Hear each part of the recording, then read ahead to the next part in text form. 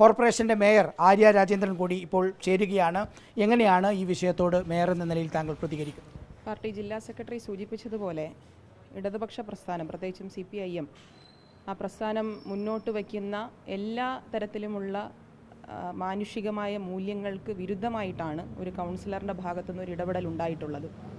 നമ്മുടെയൊക്കെ വളരെ ചെറുപ്പമുള്ള ജനപ്രതിനിധികൾ എന്നുള്ള നിലയിൽ പാർട്ടിയിൽ അംഗത്വം എടുക്കുന്നതിന് മുൻപും അതിനുശേഷവുമൊക്കെ സത്യസന്ധമായി ഇടപെടൽ നടത്തുക എന്നതാണ് പാർട്ടി നമ്മളെ ഉൾപ്പെടെ പഠിപ്പിക്കുന്നത്. അപ്പോൾ അതിന് വിരുദ്ധമായി പ്രവർത്തനം നടത്തിയത് ആരാണെങ്കിലും അവർക്കെതിരെ കർശനമായ നടപടിയെടുക്കും എന്ന് ഒരിക്കൽ കൂടി ഈ പാർട്ടി തെളിയിക്കുകയാണ്. മുൻപ് ഒരുപാട് അനുഭവങ്ങൾ നമ്മളെ സംബന്ധിച്ചുണ്ട്. പക്ഷേ ഈ കൗൺസിൽ പീരീഡ് തന്നെ മറ്റ് കൗൺസിലർമാർക്കെതിരെ ഇത്തരം ആരോപണങ്ങൾ ഉണ്ടായപ്പോൾ, അതിൽ രാഷ്ട്രീയ വ്യത്യാസം, മറ്റു പാർട്ടിയിൽപ്പെട്ടവർക്കെതിരെ ഇത്തരം ആരോപണങ്ങൾ ഉണ്ടായപ്പോൾ അവരെല്ലാം സ്വീകരിച്ച നടപടിയെ എന്താണ് എന്ന് നമുക്കറിയാം. അവരെ സംരക്ഷിക്കുന്ന നിലപാട് ഉൾപ്പെടെ സ്വീകരിച്ചു.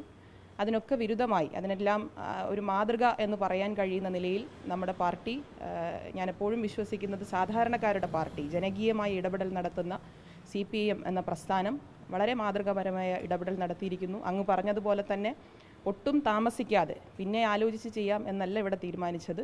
അതിനപ്പുറം പെട്ടെന്ന് തന്നെ ആ നിലപാട് സ്വീകരിച്ച് കോർപ്പറേഷൻ നടത്തുന്ന എല്ലാ പ്രവർത്തനങ്ങൾക്കും എല്ലാ നേതൃത്വപരമായ പങ്കുവഹിക്കുന്ന പാർട്ടി ജില്ലാ സെക്രട്ടറി ഉൾപ്പെടെയുള്ള, ഇപ്പോൾ ഇവിടെ വിജയകുമാർ സാവുണ്ട്, DC മെമ്പറുണ്ട്, അവിടുത്തെ ഏരിയ സെക്രട്ടറി ഉണ്ട്, എല്ലാവരും ഉൾപ്പെടെ പാർലമെൻ്ററി പാർട്ടി സെക്രട്ടറി ഉണ്ട്, എല്ലാവരും ഉൾപ്പെടെയുള്ള ഒരു കൂട്ടായ പ്രവർത്തനത്തിൻ്റെ ഒരു തീരുമാനത്തിൻ്റെ അടിസ്ഥാനത്തിലാണ് ഇങ്ങനെ എടുത്തിട്ടുള്ളത്.